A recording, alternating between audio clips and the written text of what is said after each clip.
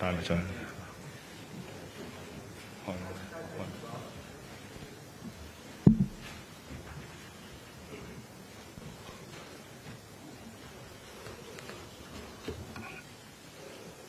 好，都差唔多。I think that's about it.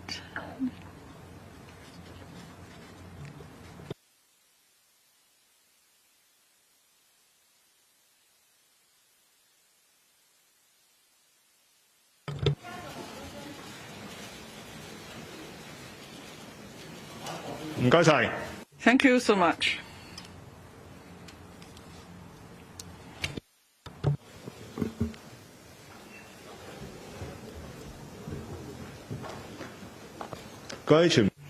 Friends of the media, good afternoon. Thank you for coming to this press conference on the policy address. In a moment, the Chief Executive will first speak using a PowerPoint before she takes questions from the floor. Now, because of the pandemic, and we have a packed room here, but please try to keep your distance as far as possible. Now, I invite the Chief Executive to say a few words. Friends of the media, members of the public, today I delivered my last policy address in my term. The policy address is titled, Building a Bright Future Together. Well, there is this is a substantial report covering many aspects, so therefore, at the policy address, I would like to highlight a few key areas of our work. First, there are quite a number of publications published together with the policy address. Now we have the policy address speech, of course, and the relevant leaflet. And then this year, like in the past 2 years, there is a policy address supplement. As I explained yesterday, the supplement reported our work in the past 4 years, and there are over 300 new initiatives in the supplement too. And then there's another document that's of great interest to the public, that is the Northern Metropolis Development Strategy. So we are publishing the report in English and Chinese at the same time with the policy address. We've also prepared a leaflet. And then the third document is the 14th five-year plan, which shows the central government's support for Hong Kong to develop in 8 different centres. So we have a fact sheet kit this time to explain the advantages of Hong Kong, our present situation, and what measures we're going to take to further develop these centres. So that's the third document. The fourth document is that we want to improve the relationship between the executive and the legislature. The next LegCo will commence. Next term of the LegCo will commence on the 1st of January 2022. So we are preparing a list of legislative proposals for the 7th term. And members will be able to give their views on what they think about these legislative proposals in advance.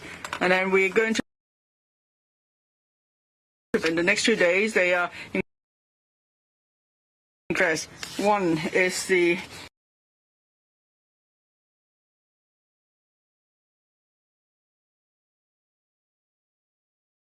working on before November will be publishing the final report. And of course, that is the Hong Kong 2030 plus 12 planning vision and strategy transcend. Of great interest to the public would be our estimate on the land required in Hong Kong. The other report to be published tomorrow will be the Hong Kong's Climate Action Plan 2050. It will set a medium to long-term goals on how we could achieve carbon neutrality by 2050. So you could look out for these documents to be published in the next day or two. Now, I would like to allow more time for questions, so I will just highlight 3 key aspects of the policy address. One, of course, is the Northern Metropolis Development Strategy. The other is the building of an international innovation and technology center. Third is land supply and housing supply. For the Northern Metropolis development, well, you heard my speech, but maybe you still were asking a question as to what is meant by a Northern Metropolis. In the Metropolis, it should cover various development. There should be job opportunities, there should be housing, and also recreational facilities and so on. And together, they will form a metropolis. In Hong Kong, of course, Hong Kong as a whole is a metropolis in Asia. But then if you want to pick an area in Hong Kong that has the characteristics of a metropolis, definitely we'll pick the 2 sides of the Victoria Harbour. That is the developments along the northern part of Hong Kong Island and also Kowloon in Kowloon. And so that's why Hong Kong's become an international financial and business center. Our first core business district is in Central. The second one is in Kowloon East. So this is the Victoria Harbour Metropolis. If we want to build another metropolis in Hong Kong, we have picked the location of the north, and it's only a matter of course because it's still underdeveloped, so there's a potential. The Northern Metropolis is now shown here in the dotted line area that covers the Northern Administrative District as well as the Yuen Long Administrative District. It covers an area of 300 square kilometers. You know, in Hong Kong, we have a size of 1,100 square kilometers, so it's about 30% of the total area of Hong Kong, and that will be covered in the Northern Metropolis. We keenly look forward to well-developed metropolis in the north and in the south. In the south, that's the harbour metropolis. In the north, it will be the Northern Metropolis. So they will have their own characteristics, and they will be, developing in different areas. Now, for harbour metropolis, doesn't mean we're not going to do anything because it's developed. Of course, the harbour metropolis, the most important development would be the Kao Yi Chao artificial islands that will be included in the harbour metropolis. So the third CBD would be built after reclamation of the Kao Yi Chao artificial islands. The Kao Yi Chao artificial islands are going to provide a large number of jobs and also housing units. So here we're talking about the north and the south. There will be 2 metropolises. They will develop in tandem in promoting the development of Hong Kong. Now, for the Northern Metropolis, it's not true that it's a purely virgin district. We already have new towns here in Jiangshui, Fanling, and so on. And then you see the different colored development nooks. These are new development nooks, but then these nooks are being developed independently. For example, Yuen Long South, Hong Shui Kiu, Ha Chun, Man Kam To Node, or the future NT North new town. But then with the Northern Metropolis, we're going to integrate these developments so they'll be linked to each other in some ways, and then there will be strategic development of the metropolis as a whole. Now, there's no need to give a legal definition for the metropolis or to define its boundaries legally. There's also no need to change the boundaries of, say, the Yuen Long administrative district and so on, because if the metropolis is developing well, and it could be further extended to the south or north, either towards Shenzhen or other parts of Hong Kong or the new territories. Now, of course, there is close cooperation between Shenzhen and Hong Kong. The metropolis is just a river away from Shenzhen, and many people have to go to Shenzhen for business, investment, or work. There are already 7 land crossings. One of the crossings has co-location facilities in Shenzhen Bay, but it's still one of the land boundary control points. And you see these dots here show the land crossings. As you have heard, we've described these land crossings to be the busiest crossings anywhere in the world. There are some 600,000 to 700,000 people going through these boundary control points between Hong Kong and Shenzhen. There is much significance in the development of the northern metropolis.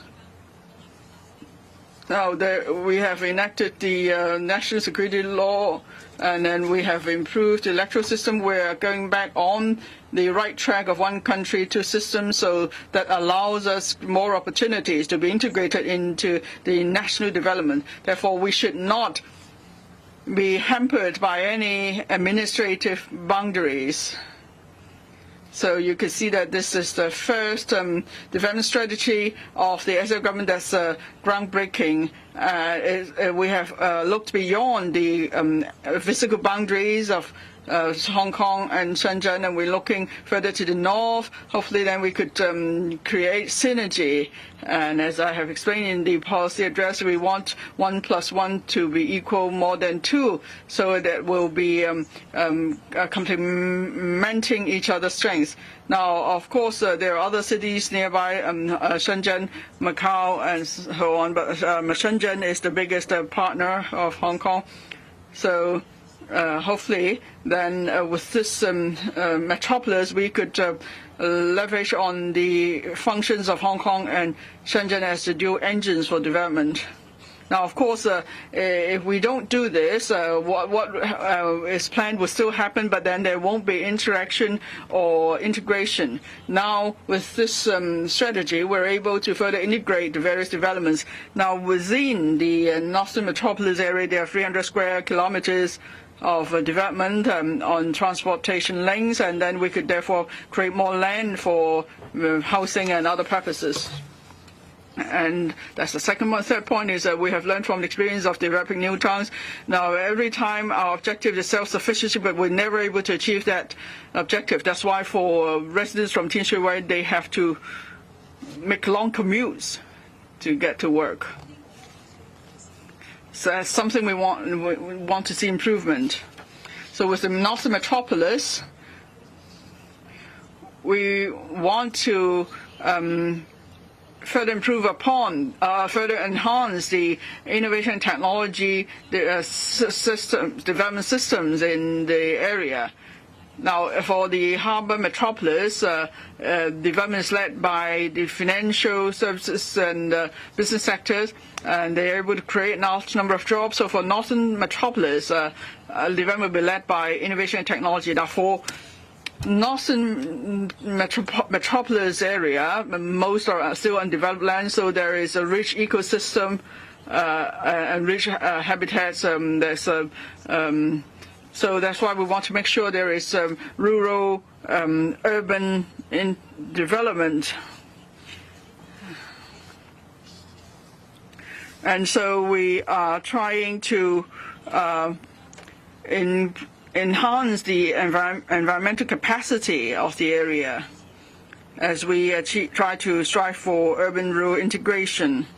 So for the northern metropolis, it will be a place good for living in, for working in, and for spending leisure time. Now, as I said, Hong Kong and Shenzhen is separated just by a river. We have the two bays and one river geographically. That is the Shenzhen Bay and the Myers Bay. And then in the middle, there's the Shenzhen River. So those form the boundaries for the two places. Because the State Council said before that the middle of the Shenzhen River is the administrative boundary for Shenzhen and Hong Kong.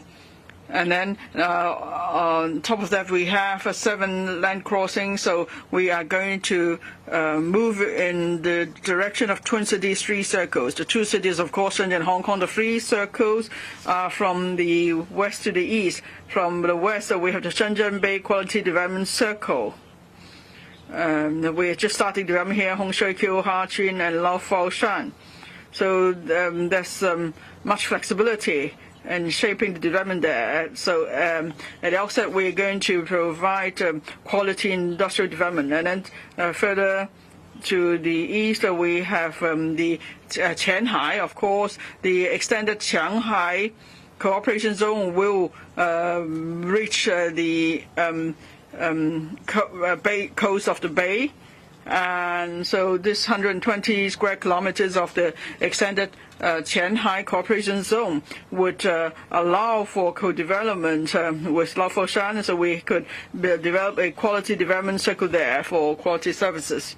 And then the circle in the middle, that's high density of development because everything is concentrated here, the Mankam Toll crossing, Lok Ma Chau, Lo Wu crossings, and even Hang Yunwai crossings, they are all here. So in this circle, it will become the Hong Kong-Shenzhen close interaction circle.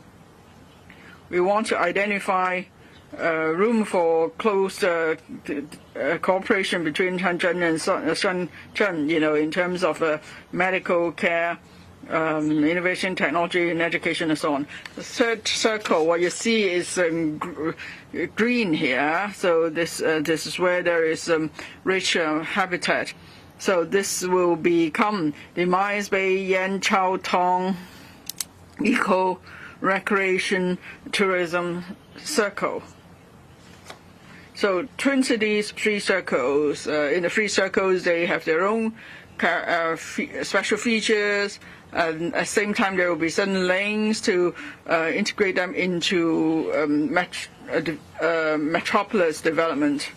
Now, for this Metropolis development strategy, it remains a concept at this stage, but we've done much in the past 3-4 months. I've, as you know, I've engaged the former Director of Planning, Mr. Ling Ka-keung, to be my advisor.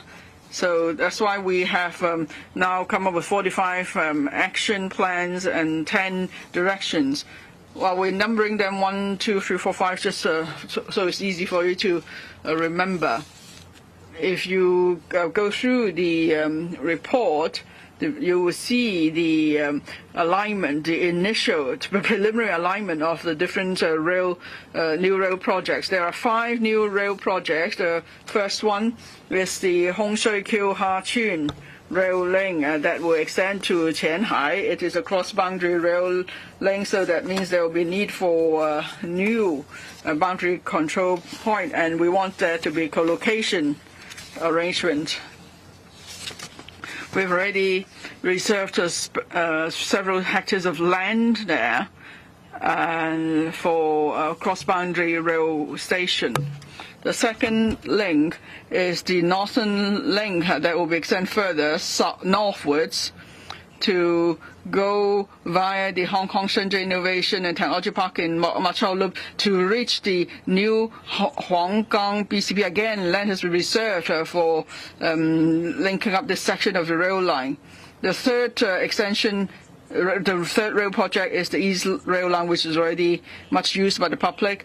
The Reach East Rail Line ends at cross-boundary Lo Wu Station, and we've talked to the Shenzhen authorities. We could extend this line eastwards further to cross the Shenzhen River, so we could reach the Lo Wu Station in Shenzhen, and then there could be co-location facilities. So again, we'll be able to free up some land, like in the case for the Huanggang port, because we're extending the clearance facilities to the other side of the river. So with this extension of the East Rail Line, now before the Lo Wu station, but in between Lo Wu and Sheung Shui station, we could add another station, and we will temporarily call it the Lo Wu South station. It's not for cross-boundary purpose, but it's really for residential and business purpose. And the fourth line is the northern link, moving eastwards this time. So we will go via Lo Wu, Hang Yunwai, Ping Che, Ta Kwu Ling, and Queen's Hill, where there will be population intake at public housing estate.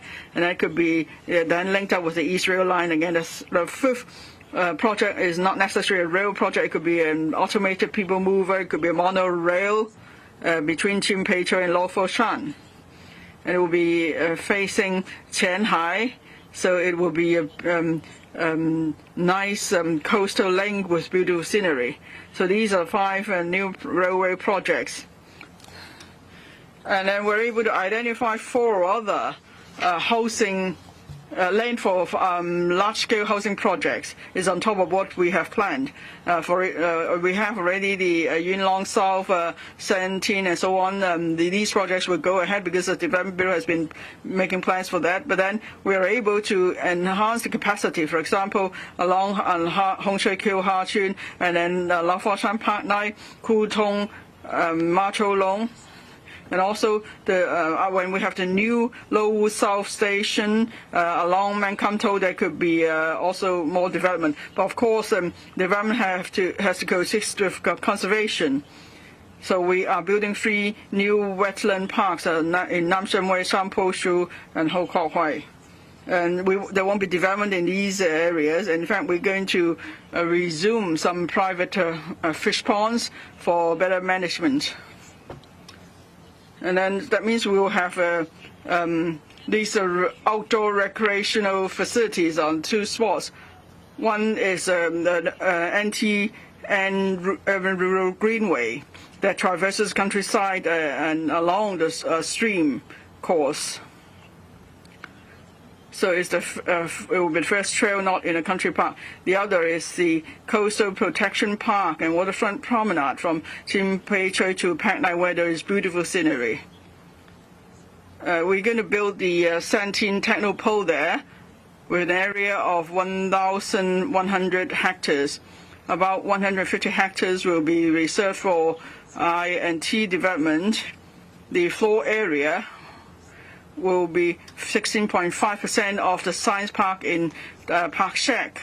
So this is a huge project, and that gives us the confidence to develop Hong Kong into an international I&T center. Moving on to the next subject. Now we talk about building Hong Kong into an international innovation technology center. The measures are in different chapters, so I would like to give you a highlight how we can develop Hong Kong into an international innovation and technology center in the GBA. In the past 4 years, we have invested $130 billion into this area. The money was well spent. Now the ecosystem is thriving. If you ask any practitioners, they would tell you that we have ushered into a golden era. The Central People's Government also spare no effort in investing in innovation technology, from the Ministry of Science and to municipal governments. They have been very supportive to development of innovation technology.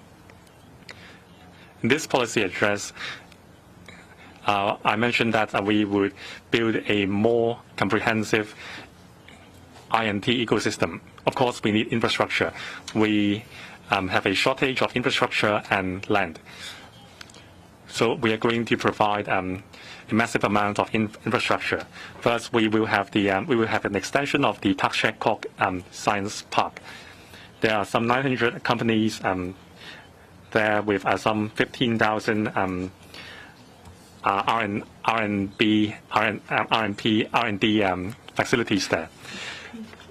After moving the Ma Liu Shui, after the reclamation of Ma Liu Shui and the relocation of the Sha Tin sewage treatment plants, we will be able to free up a lot of area for the extension. Now, residents are worried that there will be traffic congestion. However, there will be home-job synergy, and it will not create a huge burden for the transportation system. The Tak Shek Kok Science Park is our flagship infrastructure for innovation and technology. So we have to enhance the public transport connection between Tak Shek Kok and the urban area. That's why we are going to add a new station near the university station. The name is still to be confirmed. We have to add this new station. Near the East Rail, there is a plot of site. Currently, it is a sports venue for the Hong Kong Education University students. They can come to this sports facilities to play sports. This is not very desirable. The president of the Hong Kong Education University told me that he would like to relocate the sports facility to a site next to the Education University and free up the site for building this station. And so on top of the station, we could build public housing, private housing, parking spaces, and shopping malls.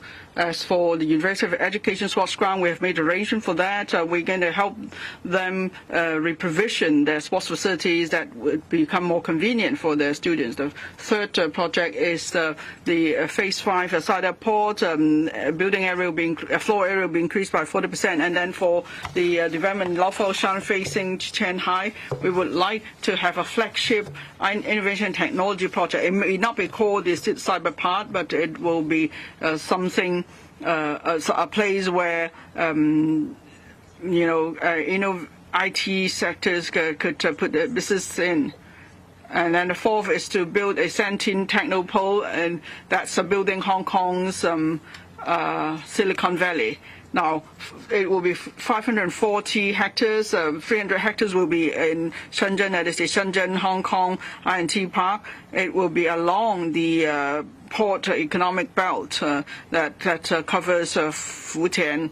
Now, there are just 87 hectares originally in the Lok Ma Chau Loop, and then in Sentin we are able to identify another 150 hectares of land for I&T purposes. So together we have 247 hectares, 300 hectares in Shenzhen, so in total about 540 hectares. So it is an I&T zone with some obvious advantage.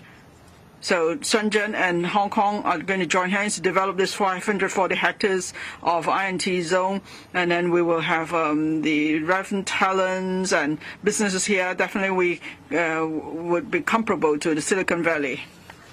And then fifthly, these three universities would like to build their more laboratories and R&D facilities. For Hong Kong U, we're going to give them a site in Fu Lam, and for the Chinese University, there is a site also for them. For the Polytechnic University, is in a developed area, so it's hard to give them more land. But then the Polytechnic University has another site for self-financing courses.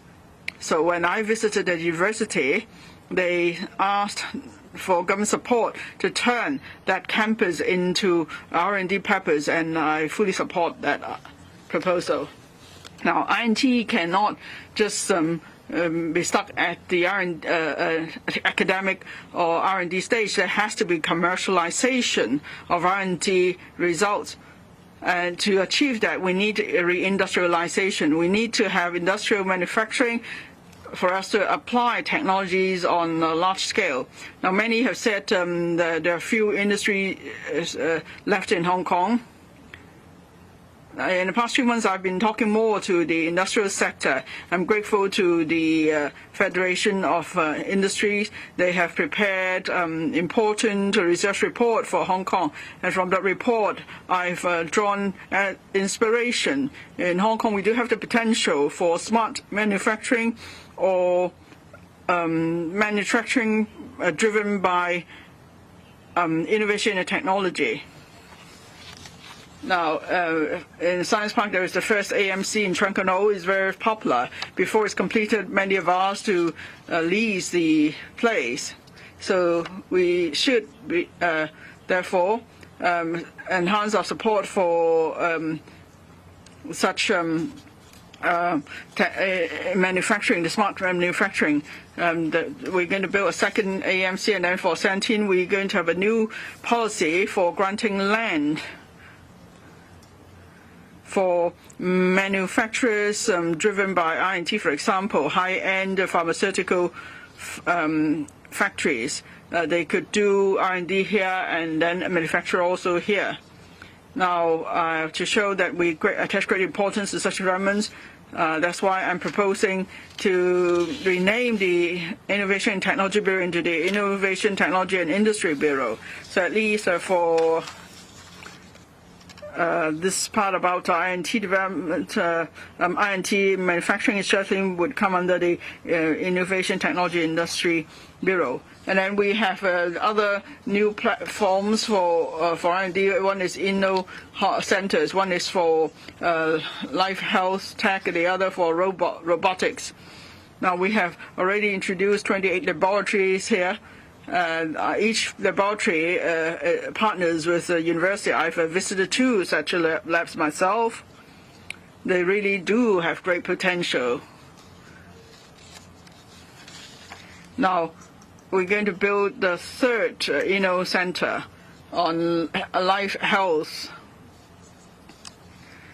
Because in the 14th Five-Year Plan, life sciences are a key in development because we want our people to live healthily. So therefore, we're going to set up the Inno Life Health Tech Hub. Talents. Last year, I introduced some projects. They've been very successful. Some 40. That is the STEM progress. There are some 40 teams already in Hong Kong. More will be coming to Hong Kong.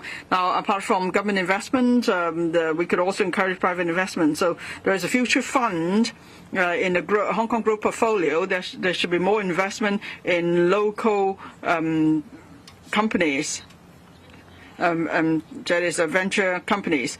Of land and housing supply. This is, of course, a priority area of our work. In this slide, you can see our future land and housing supply. I stress that we have to keep up a persistent effort in the land and housing supply. We must not stop such efforts just because, say, property prices are dropping. It happened in the past. That's why we have seen the difficulties now. So that's why I've always said that we need to have a persistent land and housing supply policy. If we keep up our effort, then some 1 million residential units will be available in the market to meet the needs of the public. Of course, it may take 20 to 25 years, but it's a long-term goal. We want everyone to either be able to buy their own homes or to get rental housing. So, and then property prices will stabilize. So where we're going to get this 1 million units? First is the 10-year long-term housing strategy. Under the LTHS, we are able to achieve all the targets for public housing production. That's 310,000 units. Last year we managed to find 300 plus hectares. This year 350 hectares. So together we are able to build 310 and 1,000 public housing units. And also we need private housing, of course. We sell land. There are MTR projects, and also there's lease modification or redevelopment projects. So together, these projects would give us. And then in the policy address, we are saying that there will be 170 hectares of land provided by the government for private housing production. And that does not count, units arising from lease modification, redevelopment, and so on. So we want to achieve the 10-year target of 129,000 private housing units, and it won't be difficult at all. If you attended the press conference by Mr. Michael Wong last week on land and housing supply, and then you see that in the third quarter, you see 80% of the land came from the government. In fact, from January to August this year, much of the housing supply came from private land supply, either through lease modification or urban renewal. So in the next decade, definitely we're able to achieve the target of private housing production, but it's not included in this total figure here. Here, the total figure only covers the land that's under the control of the government, the 170 hectares land under the government control. And then if we look at an even longer term for projects that are being planned, that is the Khao Yi Chao Artificial Islands Reclamation Project, and also projects already planned for the northern part of the new territories, there will be another 400 to 500,000 units for both public and private housing. Now, of course, we're going to split that 70 to 30 in terms of public and private housing, but then here we're talking 400 to 500,000 units. And then with the Northern Metropolis Development Strategy announced today, they will provide another 165,000 to 186,000 units in the private and public sector. So in total, we could have a range of 995,000 to 1.1 million units. But that's not actually the total number, because we're not counting land in the hand of private developers. I'm just talking about units that could be produced on land under the control of the government. But then, as you know, private developers also hold large area of land. So if we could just streamline further the reference processes, and there could further sharing of land, and we could release more land, then we could be producing even more land for housing production. So that means we could produce more than 1.1 million units. You might ask, $1 million units extra, what does that mean in reality? Now, at the moment, we have 2.94 million units in Hong Kong. So 1 million units means about 40–38% of the current stock. So it's a huge increase. We have a low fertility rate, birth rate, and we have an aging population. Even if we're going to recruit talents, then the growth in the population would not be at this rate. That's why I'm confident that if we could produce the units, we will be able to resolve the housing issue completely. But before that, of course, we still need to help the public who are inadequately housed. So that's why we're increasing transition housing units from 15,000 to 20,000. As for the 3-year cash allowance trial scheme, that's still underway, and if necessary, we will extend the cash scheme to help the inadequate housing or those who are on the waiting list for public housing. To sum up, under the dual safeguards of national security and the Patriots administering Hong Kong, we are at a time where we have the most confidence and the foundations for implementing the visions of this policy address. But of course, we still need the support of the public, and that's why the title of this policy address is Building a Bright Future Together. Thank you. Thank you, Chief Executive. Now we'll open the floor to questions. Please raise your hands, and please tell us your media organization, and then ask your questions. We have many reporters today. I suggest each reporter ask 2 questions. The reporter on the right. Good afternoon, Mrs. Lam. I'm from Cable News. 2 questions. Please speak up. In your policy address, you mentioned that you would recommend to the next term of the government to reorganize the structure of the government. And you mentioned that in the next few months, you would consult different stakeholders and come up with a detailed plan. So is that a plan for your bid to rerun as chief executive? And also, is there a priority of restructuring? And why do we need that? Another question about Article 23. You said you would take forward the legislation of Article 23 in due course. So would you conduct public consultation, and how would you do that? 2 questions. So we have to be well prepared to implement all these measures. We need an enhanced government structure. So this government restructuring is from the top. We are restructuring the organization of the bureaus. We are not reorganizing the government structure generally. So the portfolios would be shuffled, but it is only confined to the policy bureaus. What we need most is leadership in Hong Kong. And the policy bureaus where the leadership come from. We have a 180,000 strong civil service force, and in terms of execution, they are doing very well. In terms of priority of restructuring, we have to look into the legal issues. Now, there are bureaus and names on the law, and it involves the reshuffling of the power of bureaus and departments. It involves the internal structure of bureaus and departments, and also it involves changing the names. In year 2007, I was the secretary for development, and I didn't get a name card in a few months. So there's not a specific sequence. The restructuring will take place as a whole, and then we would give the recommendations to the next term of the government. It is out of the practical need. We are in the last 8 months of my term of the government. If we engage in restructuring now, then the next term of the government will have to accept the government structure, and it is not right morally or ethically. So I will not do that.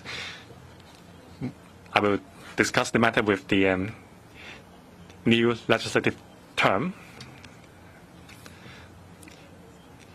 We would need their support for that.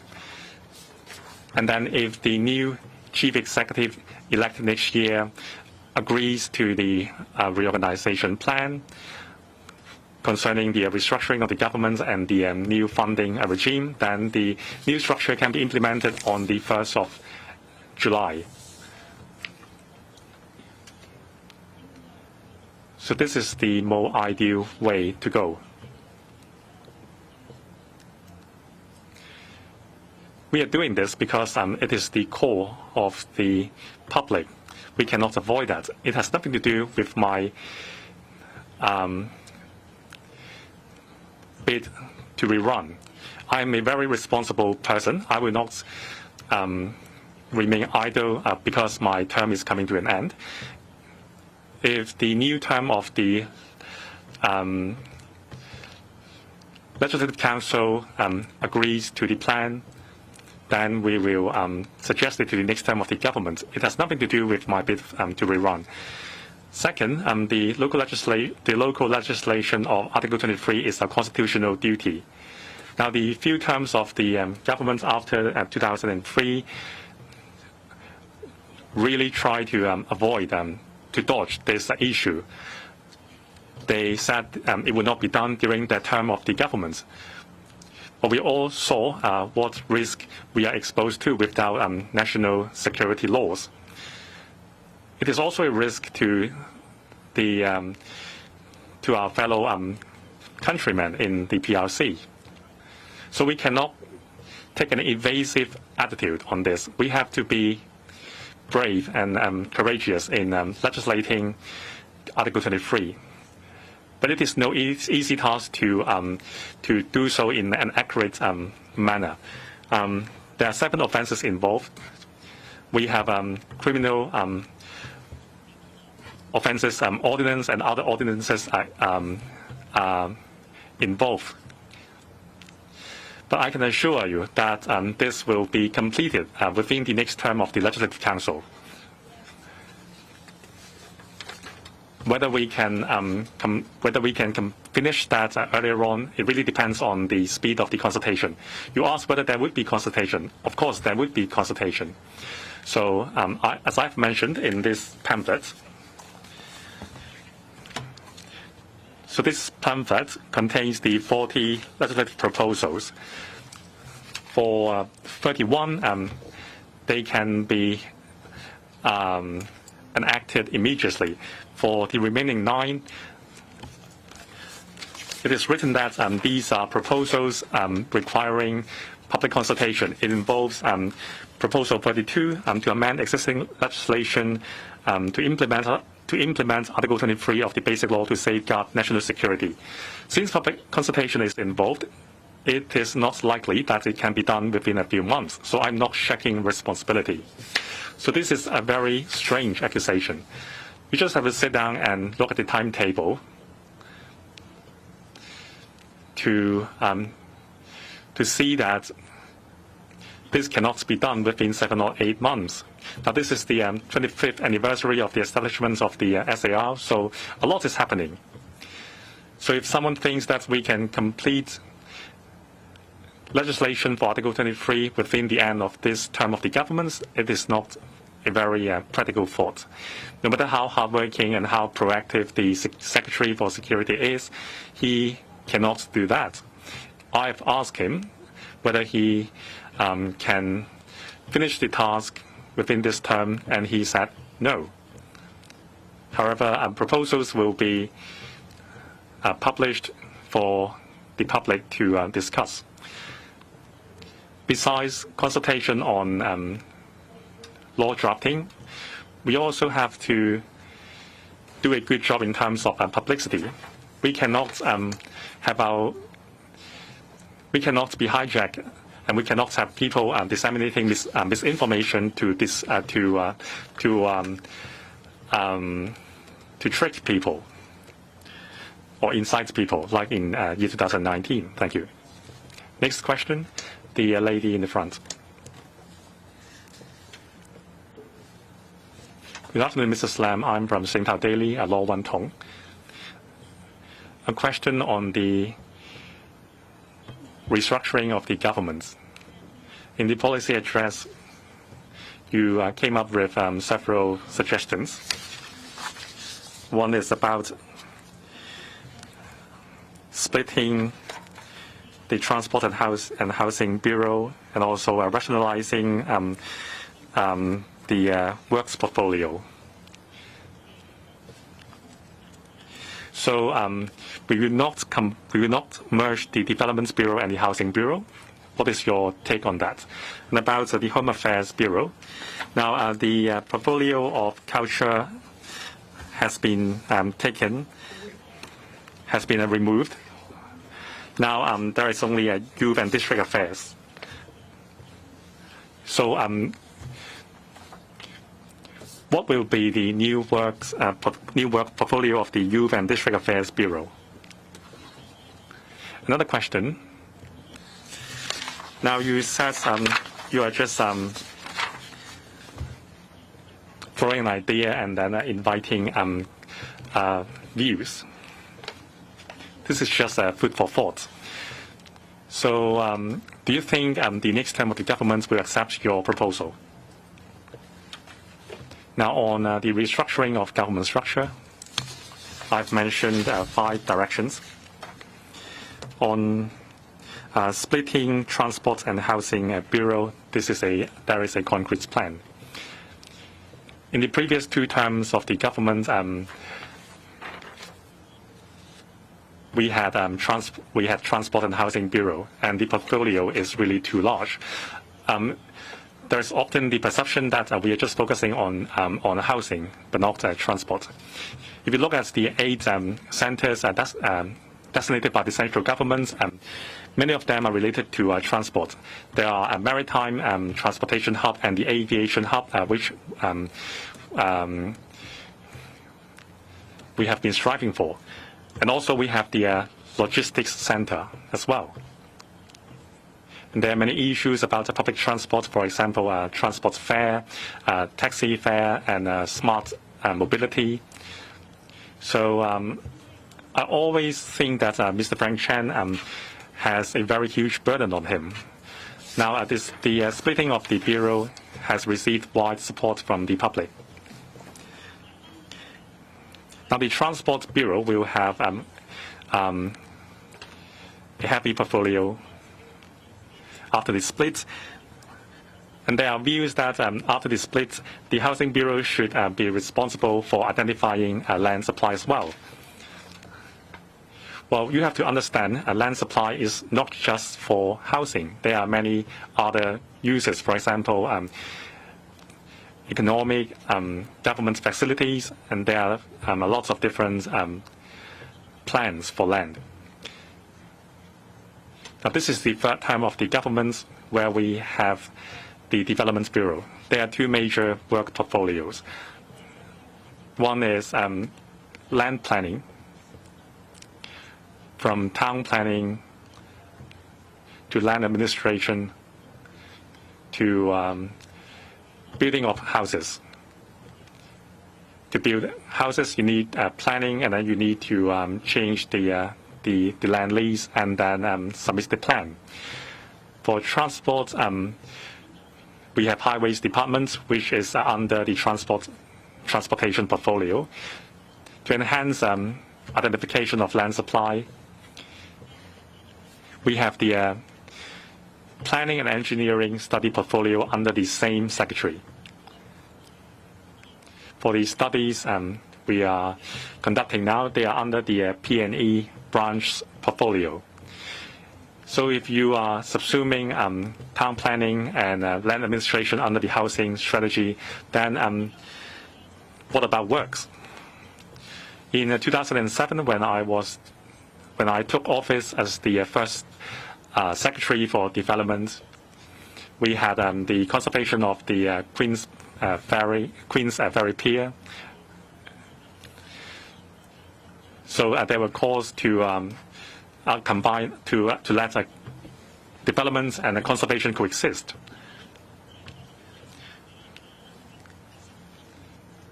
So there were calls that conservation should also be a portfolio under the Secretary for Development, because then I can consider every factor together, and also about harbourfront conservation and trees and so on.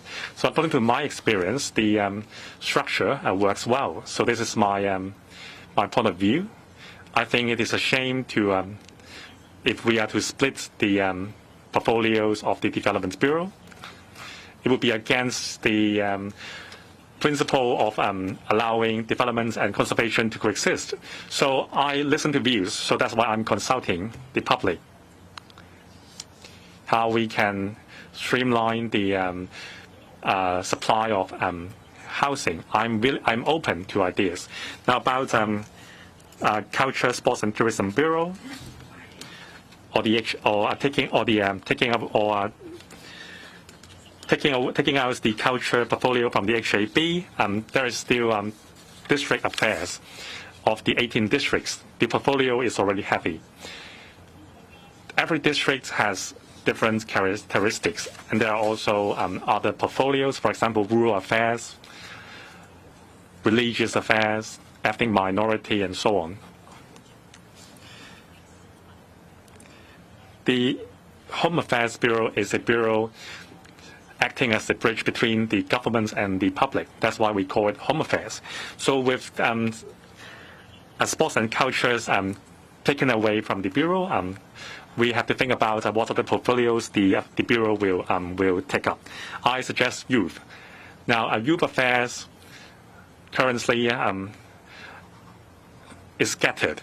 So I hope there can be a one-stop administration for youth affairs under the bureau, and also the bureau can enhance its works in terms of providing help for 3 new buildings. For consultation, we will start soon. We will consult the stakeholders of land developments. There are a lot of institutes and professional bodies. Secretaries will take our proposals to seek the members' views. I don't think the public may be very interested in these topics. However, for those who are involved in the development projects, they would be very, very eager to know who they should talk to in the future. So we welcome stakeholders and partners to discuss with us, including with myself. You ask why I assume that the next term of the government would accept my proposal. I didn't assume so. I'm just doing my job, and I think there is a consensus in the public, and this is a problem that we cannot avoid. So there are people, so the secretaries are already sworn in, so it might not be beneficial in terms of administration if we shuffle them right now. So I'm just paving the way for the next term of the government. They can reject my proposal. However, it also depends on public's opinion. So if my proposal is supported by the public and the support of the Legislative Council's members, then I think the next term of the government, no matter who the chief executive is, should consider it carefully. 右手邊淺色灰色衫。 The gentleman in grey. Thank you. I'm from the Central TV. I have two questions first. Now, there is much mentioning of integrating into national development. So what are the concrete and core proposals that will support development in GBA? And another question is on housing issue. The country is very much concerned about the housing issues faced by the public. And then just now, not long ago, Mr. Luo Huining visited cage housing. So are there any specific measures to deal with problems such as subdivided units and cage housing so the public enjoy decent housing? Thank you for your two questions. They cover a wide range of issues. Actually, it may take me at least an hour to give you a full reply, so I'll just give a very brief reply. First, in the 14th five-year plan announced in March this year, there's much support given by the central people government to Hong Kong. Apart from a financial, Hong Kong being a financial center, trade centers, and so on, we could also become a center for cultural exchanges, IP management, and an aviation hub, and so on. So we need to seize upon these opportunities and come up with some concrete measures to make the most of the support given by the central government. That's why in the policy address we have prepared this document. So there's a fact sheet for each of Hong Kong's role as a center, the International Financial Center, Transportation Center, and so on. So we have to look at the national strategy in the 14th five-year plan. For the National Development Strategy, the focus is on innovation and technology. In the next 5 years, life, health, science would be important focus of development. So Hong Kong will develop into an international innovation and technology center. Therefore, we're going to support, because we have good medical schools in Hong Kong, and the two universities, they are ranked top in the world. And then there are many awards have been won. We also have a very robust public healthcare system. We have a huge body of health data. So we need to see how we could leverage on the support given by the government, by the country, and respond to the needs of the development of the country. And that's why we're going to build Hong Kong into a center for life sciences. To be more specific, in the Lok Ma Chau Loop, where we have the Hong Kong Shenzhen INT zone, we're going to have an Inno Life Health Tech Hub. So it will become an R&D center for life health sciences. And that's the attitude we adopt in coming up with specific measures to promote Hong Kong into these various centers, because we have the support of the country in developing these centers. I would suggest that you refer to this folder of fact sheets, and then you see what measures we have in place. As for integration with the Greater Bay Area, now, for the GBA, it's still going to be developed into an INT center, and then there's interaction between Hong Kong, Shenzhen, Hong Kong, Macau, and so on. Now, Shenzhen has been a close partner of Hong Kong for over 40 years. I've always said that Shenzhen is a unique business city. Now, there are new opportunities for Hong Kong and Shenzhen. to work even more closely together, so we could build an economy together that will benefit the development of the Greater Bay Area as a whole. Now, we've never said so much in the policy address about collaboration with Shenzhen. This is the first time. So in particular, about the northern metropolis, there's definitely collaboration with Shenzhen. And much of the work for the northern metropolis is not just to serve Hong Kong, but also Shenzhen. And then there will be new land crossings and so on. So you see there's much integration with Shenzhen. I have great confidence in collaboration between Hong Kong and Shenzhen because we've been doing it for a long time. We've been a long-term partner, and there's close integration between people on the two sides. Now, for the leaders of Shenzhen, for example, Mr. Huang Huizhong, Secretary General, we've worked well together. This year we had meetings, various meetings to take forward various tasks. Now, we are going to have the extended Shanghai cooperation zone. There are bound to be endless opportunities. So for the people of Hong Kong and businesses of Hong Kong, in particular young people of Hong Kong, definitely there will be better development opportunities. On housing, of course, is a huge issue.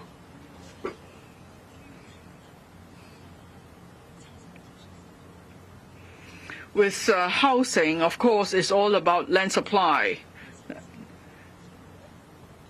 In the past few years, we have had many out-of-the-box ideas for housing supply. For example, with the prices of HOS flats with market prices, rather we link prices to affordability of the public. So that's why all HOS flats in the recent phases have been sold out.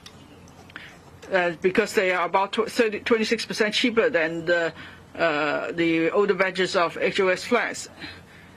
And also we've adjusted the ratio of land supply to 70-30 for public and private housing. And also we have home starter projects.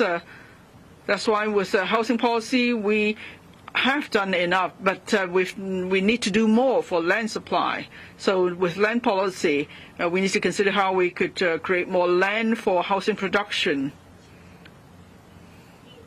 But you've heard my presentation. In the next decade, we have enough land supply for 330,000 public housing units, and we also have enough land supply for 119,000 private housing units. But then we need to keep up a constant stream of supply, and so we have identified enough land for the next 10 years. But then beyond the 10 years, we still need more land. So. Say in 20 to 25 years, we would have a supply of more than 1 million units. That's about 36 to 38% of the current stock of 2.9 million units. And that's what will meet the needs of the public. So now what we need to do is to make sure that we have proper execution of our plans, and then we're able to start our work early. And then I think on improving governance, the two most important measures are taken by the central government, that is the national security law and improving the electoral system. They will allow us to enhance governance in Hong Kong, and then we could go back to the right track on implementing one country, two systems. There will no longer be infighting, so we will be able to resolve all the issues. Okay. Next, the one in pink, please, the lady in pink. Mrs. Lam, I'm from Ming Pao. The Northern Metropolis development strategy, what is the estimated cost? Now you are taking forward this project together with the Lantau tomorrow. So would prices be pushed up? And could you really afford it? And then in paragraph 35 of your policy address, you mention senior civil service posts, say it will be based on meritocracy. was, does it mean that it's not based on meritocracy now? Your first question. When I introduced the Northern Metropolis project to the Executive Council members, some asked about the budget, and others said that we're talking about a vision, a major development strategy. So we're not talking about details at this stage. I hope you will look at it from the angle of a strategy, or a vision rather. But then I can share with you my first-hand experience. In Hong Kong, we're best able to create wealth with land supply. So it may be just a question of cash flow, actually, because we need to resume land, we need to pay compensation, we need to build infrastructure. But once the infrastructure is built, those land would be of great value. Even if we use the land for public housing, we will be able to make money out of it. And for HOS, still, we will make money after we sell the unit because there is no land premium cost involved. So with any land development, it will bring us more revenue in future. So it's just a question of cash flow, but then we could issue bonds. Now we're encouraging the issuance of more green bonds for the Northern Metropolis. Many of the infrastructure projects are green projects, so we could issue green bonds. And then we could ensure we could proceed with these projects on persistent basis. At this point, there's really no need to be concerned about the financial implications. If we say that just because there's going to be a deficit, so we won't do anything, I think then we'll be too short-sighted and we'll be irresponsible in doing that, because these are projects that will help Hong Kong to go forward. Of course, at the next stage, we will have to do assessments of each project and the feasibility studies and so on. And then for the rail projects, we have to assess the alignments. We don't just draw something on the board and that's it. For example, from Hung Shui Kiu to Ha Chin, there is this cross-boundary West Rail. Would there be other stations? In the booklet, we say we want 2 more stations, but others may suggest 3 or 4 or 5 more stations. These are all things we could study. It's the same with the budget. And then with the railway, as you know, in Hong Kong, before the Sha Tin Central Link and other links, we never had to pay for the development of rail projects because they would be paid for by property development. Now, of course, in the urban area, it would be difficult. For example, for the Island West Line, we won't have land for superstructural development. But then in Lau Fau Shan and other areas which are still not developed, these are greenfield sites, so there's plenty of land that will support the development of railway projects. So you don't need to worry about figures for now, but rather we should look at the concept and see if the project will help to take Hong Kong forward. But I'm sure some will soon suggest that then you should forget about reclamation, just give up on the Kao Yi Chau artificial islands, but I can tell you that's not going to happen. Now, I mentioned the 1 million units that will include the 200 plus units to be produced in Kao Yi Chau. But for Kao Yi Chau artificial islands, there's another important design element there. There's the third CBD because it's close to Central. And also it will further enhance the the road network of Hong Kong. So I must make it clear here, the Northern Metropolis is not going to replace the Kao Yi Chau artificial islands. The Kao Yi Chau project will go ahead as scheduled. In fact, it may be advanced. Now, Mr. Michael Wong, the Secretary for Development, has said that we could start reclamation in 2027, but we are now striving to start reclamation in 2026. Paragraph 35 is under the topic of strengthening the governing team. Now, we have the national security law. We have improved the electoral system that would enhance governance. We will be more executive-led. That means we could take our work forward more easily. But as I've explained earlier, it's important that we have the leadership to take forward any work. I always joked about this to Mr. Xia Baolong. You say you want people who are competent and those who are willing to get things done. But what is most important is the willingness to get things done for Hong Kong, not for themselves. So it's not about just keep doing the same thing. It's about wanting to do something new. So it's about having that spirit or that attitude. And we don't need everyone to be think like that. We just need those in the leadership positions to do that.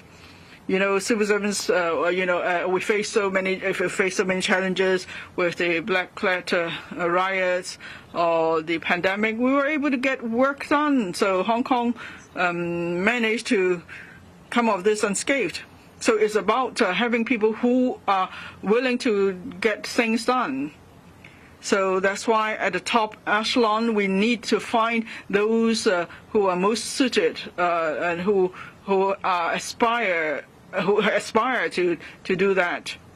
Now the ruling team is a politically appointed team. The civil service team comprises of civil servants. So when we talk about meritocracy, we're talking about those who are competent among civil servants who will take up these positions. But then on the actual appointment system and so on, now we have to wait for the Secretary for Civil Service to talk to the major staff unions and to colleagues in the various grades before he would submit a proposal to me. Thank you. The lady in front.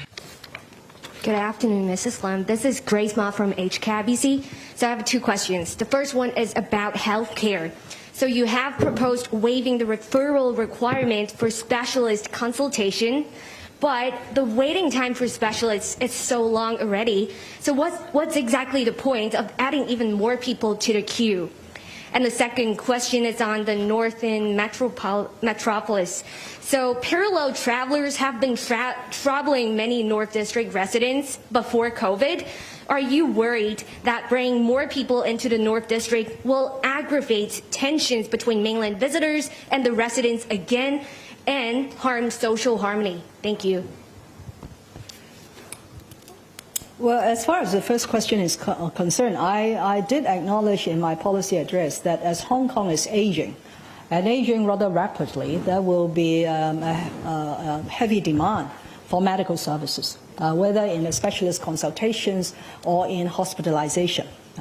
We have been given a lot more resources to the hospital authority in the last 4 years. I think over 40% increase in budget. But the time has come that perhaps HA needs to have a total re-examination of how they should provide services. For example, now there is a much wider use of application of technology. There could be long-distance consultation, there could be telemedicine, there could be AI analysis instead of radiologists reading an X-ray and so on and so on. So the time has come for the HA, of course, under the steer of the Secretary for Food and Health, to look at how they could improve on the waiting time for the various services. The second question about the Northern Metropolis, I do not quite understand your question. Apparently it's related to tourism. If there are more mainland tourists coming in, then of course we will need to find ways to cater for their needs, their demands. If there are no tourists coming in, then people are complaining because of COVID-19. No mainland tourists coming in, and the business are complaining. So we are always not in a comfort zone in dealing with this inflow of people. But the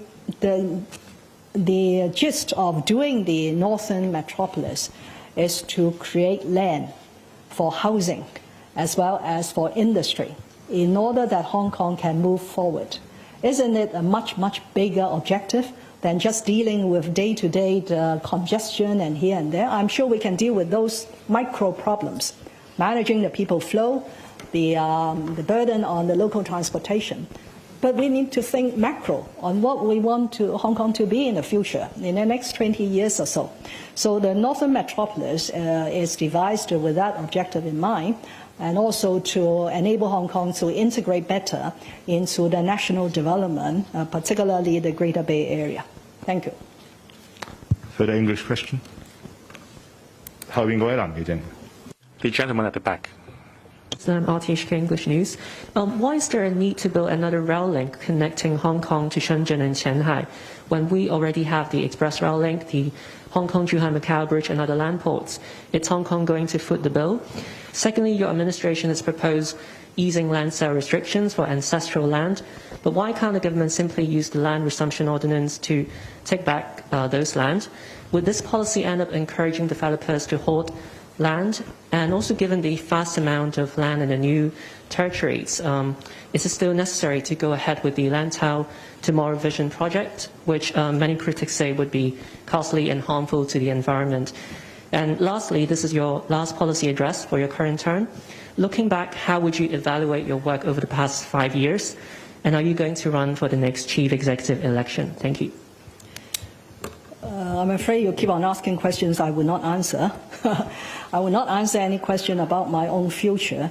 I would not also evaluate my own performance as the chief executive of Hong Kong, except to tell you that this chief executive does work very hard every day in order to serve the people of Hong Kong.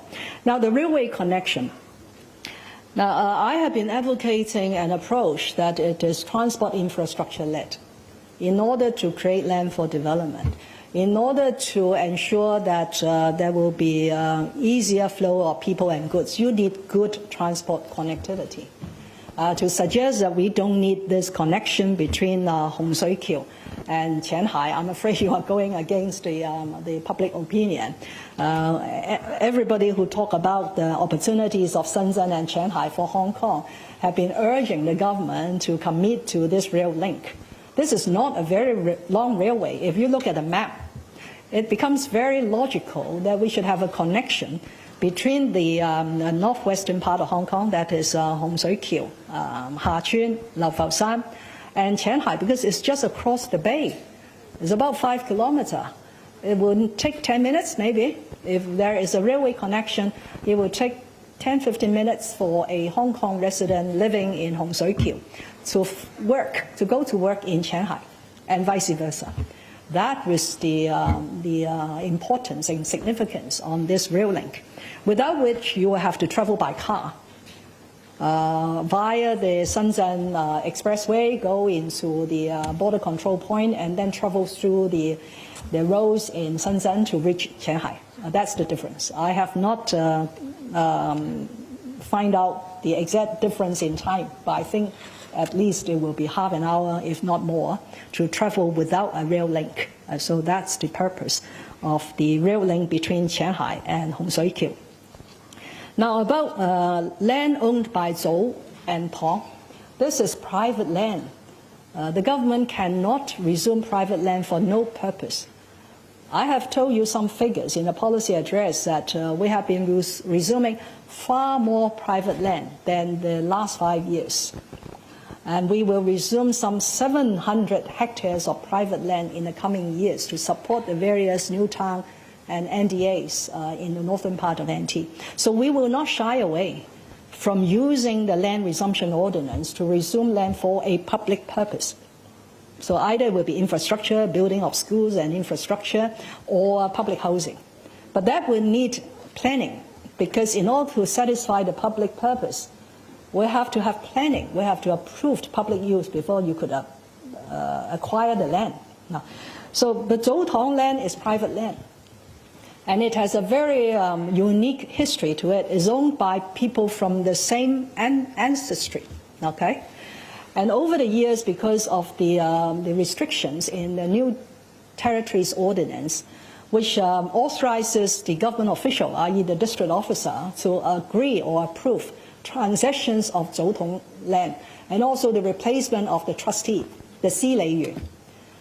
And because the law is unclear on under what circumstances could this district officer agree or disagree. And previous court cases have indicated that you probably need 100% consensus. And that makes it almost impossible to sell any land.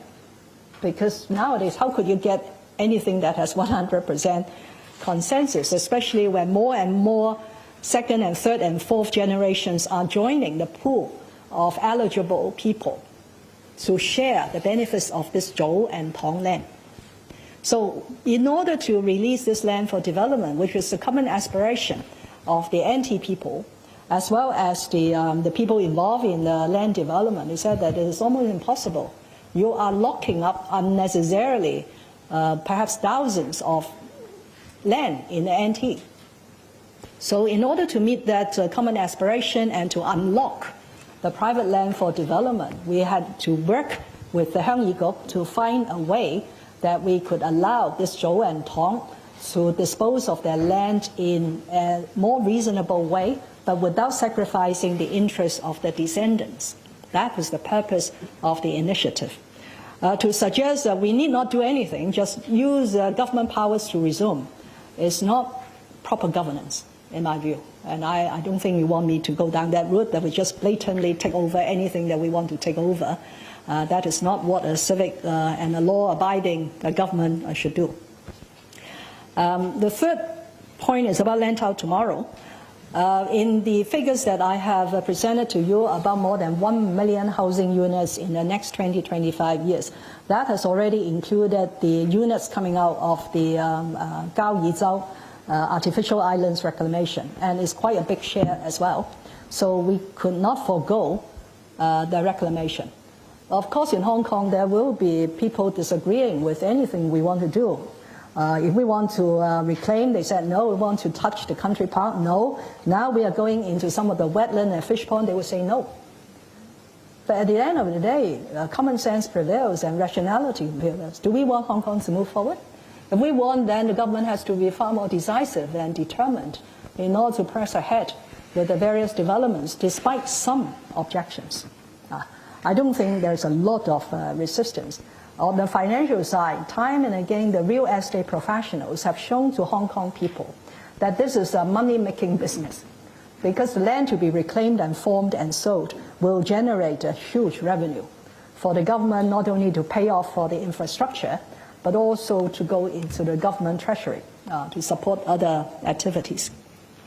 And on top of that, the Lantau Tomorrow project, particularly the Gao Yizhao artificial islands reclamation, will meet other town planning purposes. They will give us a third CBD of Hong Kong with about 4 million square meters, which is about the size of the entire Kowloon East office space, 4 million square meters. It will improve the road and rail connectivity between Hong Kong Island, Lantau Island, and the northwestern part of New Territories. Now, as I said, I'm not going to answer any question about my own future. This is indeed my final policy address in this 5-year term, and I and my team will continue to work very hard to put in place as much as possible what we have announced in this policy address. Thank you. How to? Next question on the right.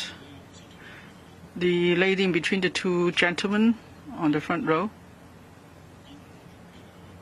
The one next to you. Yeah, thank you.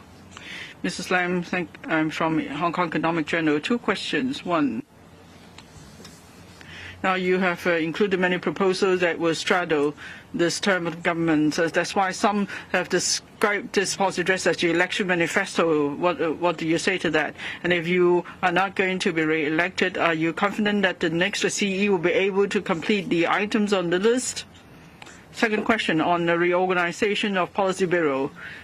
Now, there's mention that you'll be exchanging views with stakeholders in the next few months in the policy address. Would these stakeholders include those who may be running in the next CE election, or will you wait till after the election before you have these exchanges? First question, on any major infrastructure projects, they cannot really be completed in a 5-year term. I recall in the first policy address in 1997, there's mention of 10 infrastructural projects, major infrastructural projects, that not all of them are completed. Now, for the Shenzhen Hong Kong Airport link, now it's become the Hong Shui Kiu Shanghai infrastructural link, which would be even more cost effective. So it's not possible that there are major development projects proposed by any government that could be completed in the same term of the government. So either we continue with the project if we propose the items, or we just forget about proposing these items altogether. And that's the crux of the matter that I've been talking about. Now, if no one wants to do anything, that's what will happen in Hong Kong. We will be, standing still, and then other people will catch up with us or even exceed us. So whether we could proceed with these projects depends on whether there's public support and also whether the next term government has the determination to do so and the capacity to do so. Now you look at history, I've been doing things like this all the time. When I was the Secretary for Development in 2007, in the last 8 months of my term, I proposed the energizing Kowloon East that actually went beyond my term. I remember there was a commentary, newspaper commentary, that said that the energizing Kowloon East was a creative project. It would have been better if it was proposed much earlier. So that's commentary from the editorial of the Hong Kong Economic Journal. I still kept that clipping. So now in Kwun Tong, Kai Tak, it was a dilapidated industrial area, and now it's become a district, the second CBD with many insurance and other financial services companies there. 2.9 million square meters of floor area has been provided, and another million of square meters of floor area is still being produced. And then the months before I attended my resignation as the Chief Secretary for Administration, what did I propose? I proposed the Hong Kong Palace Museum, and the museum is about to be completed soon. So is it the case that I shouldn't have proposed these projects because they would go beyond my term? So please don't try to link my proposals now to whether I'm going to run for re-election. If you want to link things to me, link it to me at the personal level, because I like to keep working. Even if I have, say, 2 or 3 days left in my term, I will still work for Hong Kong. For the reorganization proposal, I'm just hoping that the next CE would be interested in rationalizing the government structure. But as I've said, I will be approaching the professional bodies, the relevant advisory committees, and also in particular for culture, sports, tourism, infrastructure, housing, sectors, so on. I will talk to those stakeholders. The gentleman on the left. I'm from Citizen News. 2 questions. In the policy address, there's no mention of the way forward for district councils. Now, today the government issued a paper to take back the powers of district councils to allocate funding. So why would you just be open about it and come up with some new proposal for district council? Now, in your election manifesto, you said that you want to promote social harmony. You want there to be better cooperation between government and local bodies. So, are you moving closer or further away from that target? Now, if you were allowed to go back on one proposal, which one would it be? Mr. Lam was there to listen to your policy address. Did he ask you not to run for re-election? Now, I'm not going to answer your last question. And now for district council, I've already mentioned that we're going to take back the powers of the district council to allocate funding. It's not that we're trying to do it secretly at all. You've seen how the district councils have been working in this term. Many of them could not really meet the requirements of being patriots who love Hong Kong. So now we're trying to just sort out the mess, if I could put it that way. I've never said we're going to shorten the term of the district council, which is 4 years. So this term of the district council will continue. But then originally, of course, in each district council, there should be about 20 people representing different constituencies, but in some district councils, there are just 3 members left. In other words, a dozen or so of constituencies are not represented on district council. But for these 3 members, so should they be allowed to allocate funds for all the constituencies of the district council of the district? Would it be fair? It's probably not democratic. Please let me finish. So it will be undemocratic to do this. Now we have looked at, arranged voting for 3 batches of district councillors, and there's new situation that kept coming up, and LegCo will soon be prorogued. So perhaps the most responsible thing is for them to stop making decisions on funding allocation or on the priority of minor works projects. So instead, the government will look at, will make decisions based on the whole district. So that will be more in line with the interests of all the residents in the district, and we should not just leave it to just a few members.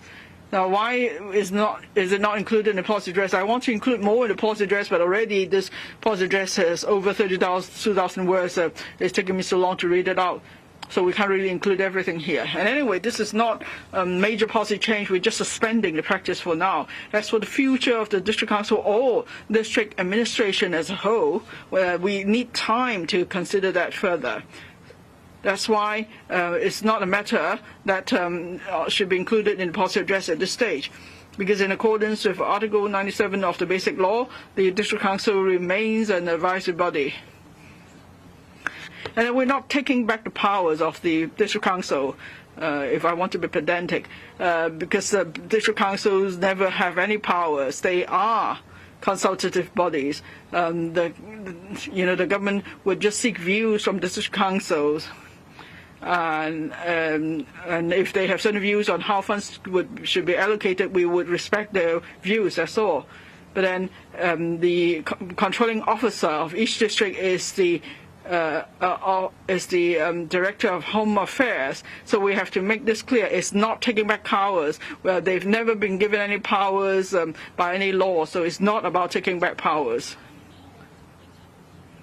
The 2017 election manifesto, yes, I said we would work together with the public. At the time there was some social tension, there was a social discord, and I, had a sense of mission, and I wanted to foster social harmony. And it's not true that I was unable to do that before the Fugitive Offenders Bill. Most political parties were able to sit down with me to discuss matters. Now, for my 2017-2018 policy address, the motion of thanks was passed at LegCo, so I did work very hard for that, and I was sincere in resolving the social dissent, and I tried very hard to foster social harmony and consensus. But then you saw what happened after. There were many political bodies which became forces that wanted to start chaos in Hong Kong, and that were against against China. So, and eventually there was even endangering of national security. But about connecting with the public and working with the public, that remains my philosophy, and that's why for this year's policy address, we're going back to working together with the public, building a bright future together. Last question, the lady over there. I'm the Hong Kong Economic Times. For the Northern Metropolis, there's no mention of the Sha-Ling Rich Cemetery, which is really a controversial subject. So what is your plan? And then in the policy address, it says that the national security law will become part of the assessment for civil servants. Can you give us more details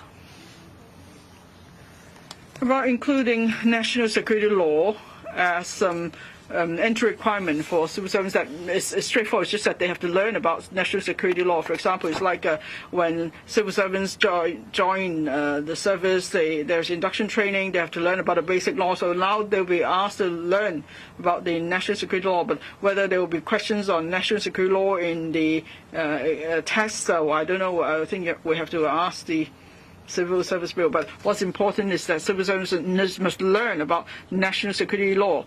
Because the reason is that there is a need for self-awareness. I've used this term several times. People need to have self-awareness to respect the rule of law. And it's the same for civil servants. Civil servants have to have the self-awareness to know that it's their duty to safeguard national security. We don't have to remind them each time, otherwise we won't be a successful team that serves the public.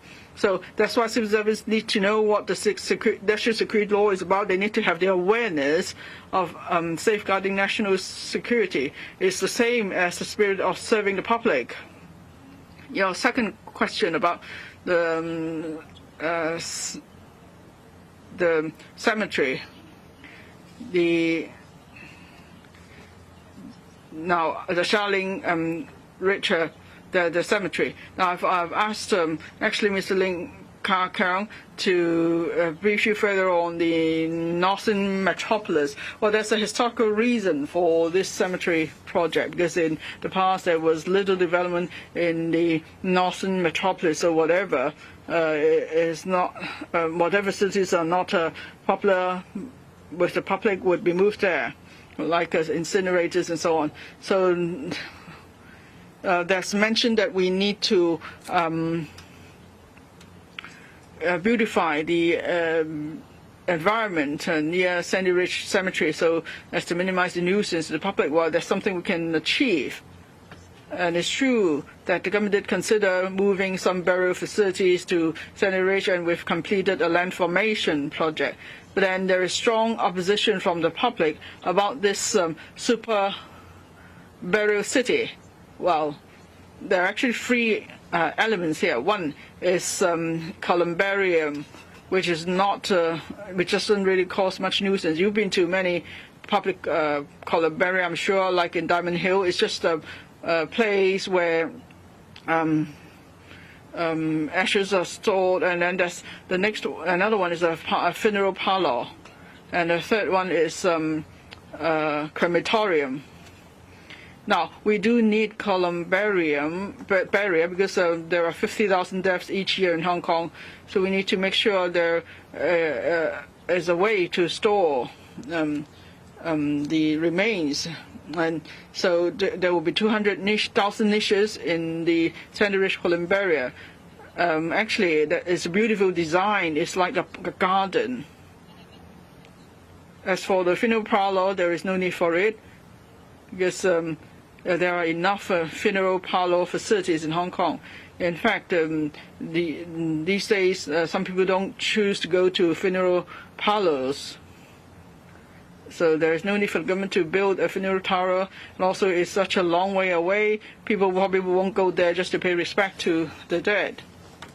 And the other element, that is the crematorium, we are inclined towards not building it, because we could make use of technology and other means. And also we could make use of existing facilities, say at Lower Hub Shack. We could expand facilities there, and we should be able to meet the needs. Now, if the Northern Metropolis will become a metropolis serving Shenzhen as well, then we have to consider a new approach. And so we can't put all unpopular facilities or move up unpopular facilities from the urban areas to the NT North. For Northern Metropolis, so what facilities are we going to put there? You see that from the strategy. We want to create jobs, some 650,000 jobs, 150,000 jobs that are IT related, and there are other commercial activities, shopping malls and so on. And then government facilities could also help create jobs. That's why for non-location specific government facilities or offices, these will be moved to the NT North.